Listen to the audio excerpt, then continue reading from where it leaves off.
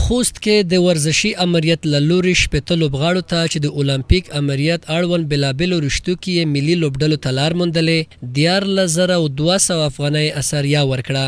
د مسؤلینو په خبره ورکړل شوې افغانۍ چې د فی نفر 14,200 کېږي موخه یې په بېلابېلو رشتو کې د لوبغاړو هڅونه ده.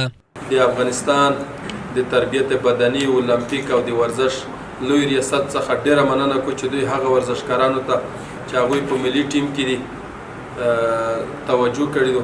دغه کومه اثریا چې ورکړل شوې وه دغه د شپېتو نفرو ته په خوست کې ورکړل شوې وه چې هر لوبغاړي ته 14,200 افغانۍ ورکول کېږي، یو کول بل کول ورکول کېږي او دا د 12 میاشتو اثریا ده. د ورزشي لوبو ملي لوبغاړي وایي له دوی سره دا ډول همکاري دوی ورزش ته نور هم هڅوي. دوی له ورزشي امریت مننه وکړه چې د دوی لاسنیوی وکړ.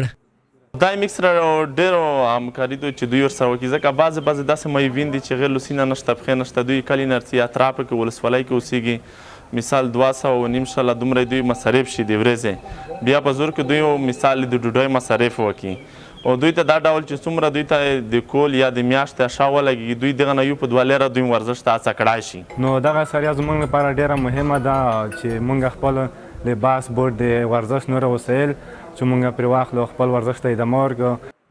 خوست کې د ورزشي امریت اړوند هاکي، کبډي، نظابازي، والیبال، فوټبال، لامبو، ټینس بال، کراټه د اندامونو ښکلا او آزاد مسابقې ترسره کیږي چې زرګونه مینوال له ځانه سره لري.